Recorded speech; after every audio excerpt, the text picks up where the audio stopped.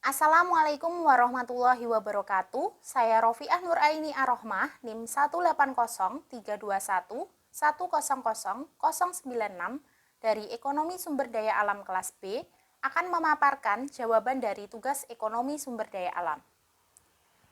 Langsung saja untuk soal nomor 1, apakah Indonesia memiliki cadangan sumber daya alam yang banyak?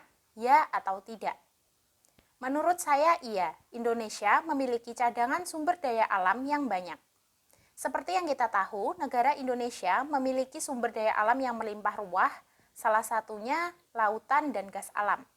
Berdasarkan kompas.com, potensi ikan laut Indonesia mencapai 6 juta ton per tahun, di mana potensi ini menduduki nomor 4 di dunia pada tahun 2009. Sementara untuk cadangan gas alamnya sekitar 2,8 triliun meter kubik, di mana cadangan gas alam ini hanya sekitar 1,5% dari cadangan gas alam dunia. Dengan hal ini menjadikan Indonesia sebagai negara pengekspor gas alam terbesar di dunia. Selanjutnya, untuk soal nomor 2, bagaimana sikap Anda terhadap depresi dan kelangkaan sumber daya alam di Indonesia, baik hayati maupun non-hayati?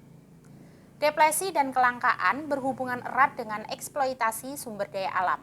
Hal ini tentunya juga akan berpengaruh pada penurunan kuantitas sumber daya alam yang dimiliki atau depresi sumber daya alam. Dengan adanya penurunan ini, maka juga akan menyebabkan kebutuhan akan sumber daya alam tidak dapat terpenuhi, sehingga menyebabkan kelangkaan. Oleh karena itu, untuk mengatasi depresi dan kelangkaan sumber daya alam, baik hayati maupun non-hayati, diperlukan beberapa langkah. Di antaranya, yang pertama dengan menjaga kelestarian dan menggunakan sumber daya alam secara bijak. Yang kedua, dengan melakukan upaya pembaharuan sumber daya alam hayati seperti reboisasi dan mengembangkan flora dan fauna dengan teknologi modern. Yang ketiga, dengan mencari sumber energi alternatif baru agar pemakaian sumber daya alam non-hayati dapat berkurang. Selanjutnya, untuk soal nomor 3, apa pendapat Anda terkait dengan eksploitasi sumber daya alam secara besar-besaran untuk tujuan pembangunan? Eksploitasi sumber daya alam memberikan dampak positif bagi pembangunan, namun juga memberikan dampak negatif, terutama bagi lingkungan. Eksploitasi memberikan dampak positif bagi pembangunan karena pembangunan industri pastinya membutuhkan eksploitasi sumber daya alam sebagai bahan baku industri. Dengan eksploitasi ini juga akan berdampak negatif bagi lingkungan, yaitu ketersediaan sumber daya alam akan berkurang.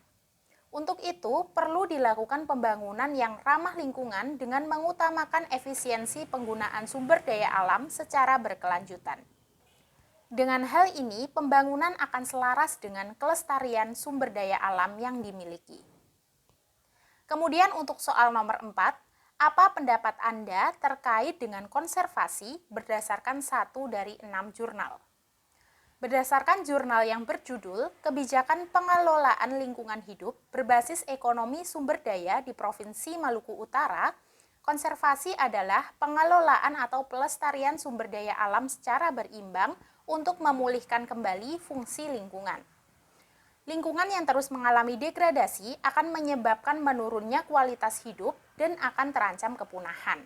Oleh karena itu, diperlukan pelestarian dari sisi pengelolaannya. Tindakan pemerintah untuk mendukung konservasi ini yaitu dengan penggunaan teknologi yang ramah lingkungan, peningkatan pengawasan, serta dengan pemetaan kawasan berdasarkan alokasi sumber daya alam yang efisien.